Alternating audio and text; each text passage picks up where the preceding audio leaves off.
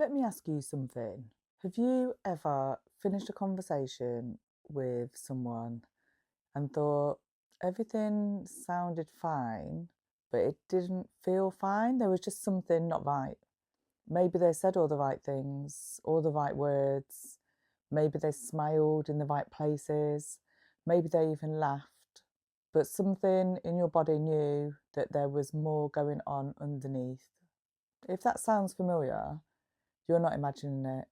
A lot of us communicate emotionally in indirect ways, especially when we're overwhelmed, grieving, burnt out, or carrying things that we don't even know how to name.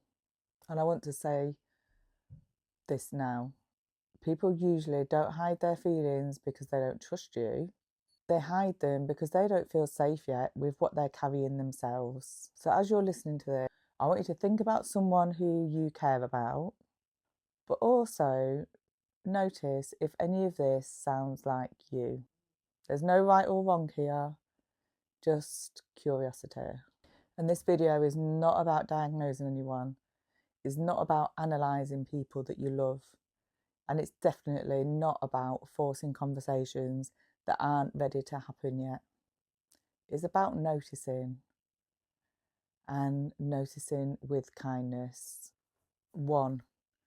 They avoid eye contact when things get personal. Have you noticed how easy it is to talk about practical things?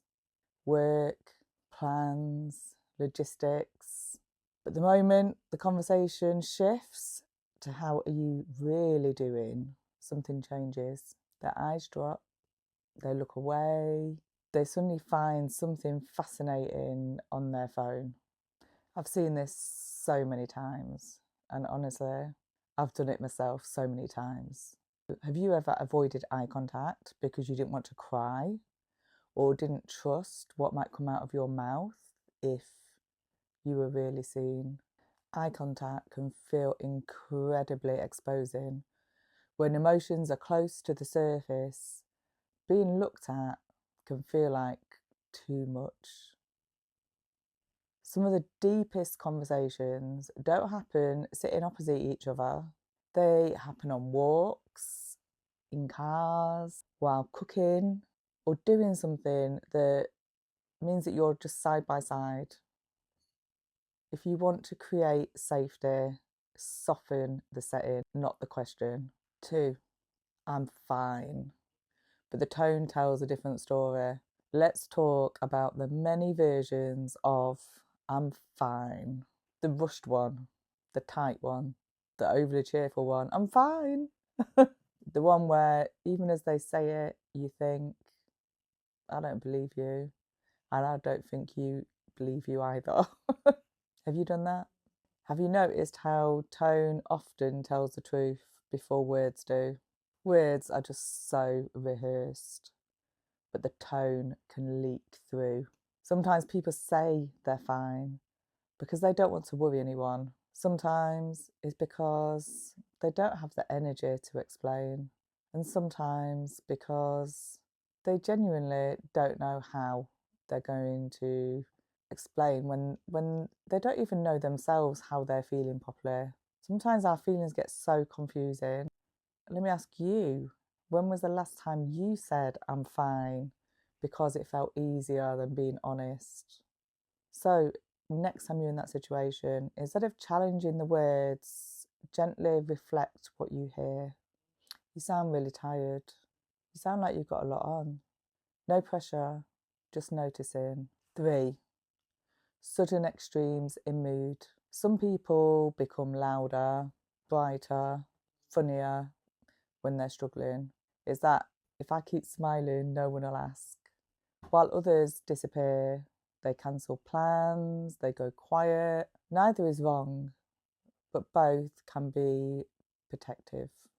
Have you ever noticed someone become almost too cheerful? Or have you ever pulled back from the world because you just didn't have the capacity to show up? When emotions feel unmanageable, people either perform or they retreat. Consistency can help. So gentle check-ins that don't demand anything back. I noticed you've been a bit quieter. No pressure, I just wanted to check in. I know there's been a lot of times I've been so grateful for text messages that have done just that. They've just messaged me to say, no need to respond, but I just wanted you to know that I'm thinking of you and that I'm here. 4, changes in body language. Bodies are honest. Crossed arms, tense shoulders, fidgeting when certain topics come up. Have you ever felt your body react before your brain even caught up? I know I have. Sometimes protection shows up physically, long before we can even explain it. This is the nervous system doing its job. It's trying to keep someone safe. This is sucky, by the way. Instead of calling it out, just soften your presence, slow your voice, and relax your posture. That safety is contagious. 5, changes in routine or behaviour. That friend who always showed up starts cancelling. That person who used to message you every day goes quiet. This one can hurt because it can feel personal. Let me check in with you. Have you ever gone quiet? Not because you didn't care, but because you didn't know how to explain what was going on. You know, energy becomes limited. Explaining can feel overwhelming, and sometimes silence just feels simpler. Again, send low pressure messages. Thinking of you, no need to reply, I'm here. Those words can mean everything. 6, they use humour to deflect. They joke at all the serious moments. They get sarcastic when things get heavy. Humour can be wonderful, but sometimes it's used as armour. If I joke about it first, no one will take it seriously. Have you ever laughed at something that was actually breaking your heart? I know I have. Diva's funeral was absolutely heartbreaking, but I still laughed through that day. Humour can help keep connection without that vulnerability. Sometimes you can't speak how you're feeling. So if you notice this in someone, meet them where they are and then just gently keep checking in. Oh, you're on form today, but I just wanted to ask, are you actually okay underneath all this? Because I have been thinking about you and I know you're going through a difficult time. Number 7, they steer the conversation away from themselves. So you ask how they are, they immediately ask about you. Or they just change the subject completely. Have you noticed how some people are just brilliant listeners, but never the ones being listened to? This could be because talking about themselves feels unsafe. They might not have the words yet, or they might fear that they're opening up something that they can't contain. Again, offer them small invitations to speak. You don't have to talk about anything big. Even a little check-in is enough. 8, they minimise their own pain. It's not that bad. I shouldn't complain. Others have it worse. This one runs deep. Have you ever invalidated yourself before anyone else could?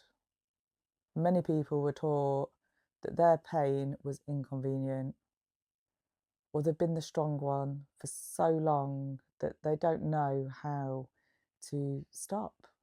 So try and avoid comparison and try and avoid fixing. That sounds really hard. No buts, no qualifiers, there's no competition. 9, they stay constantly busy, always doing something, always organising, always helping others. Perhaps stillness feels uncomfortable because stillness is where the feelings catch up. Let me check with you. Do you ever stay busy to avoid your feelings? Because slowing down just feels too risky. Sometimes it feels like busyness can keep pain at arm's length. Offer your presence without an agenda. I don't need you to do anything, I just like being with you. Or offer to do something alongside them and try and get them to slow down. Perhaps go out for the day or an afternoon to a spa or for a walk. None of these signs on their own means someone is definitely hiding their feelings. Context matters, and patterns matter, and compassion matters most. Often people aren't hiding because they don't trust you. They're hiding their feelings because trusting themselves with their own feelings feels scary. And if you're watching this and you're recognizing yourself, listen, you don't owe anyone your pain. You don't have to explain everything. You are allowed to open up slowly, in pieces, in your own time. But know that you can. And if you're supporting someone else, remember this, that you don't have to fix them. You don't have to say the perfect thing. Sometimes staying consistently and compassionately is enough. But before we finish, I'd like to ask you one last question. Which of these signs stood out to you most and why? And if you feel able, you're welcome to share in the comments. And if not, that's okay too. Just sitting with this is already a form of self-care.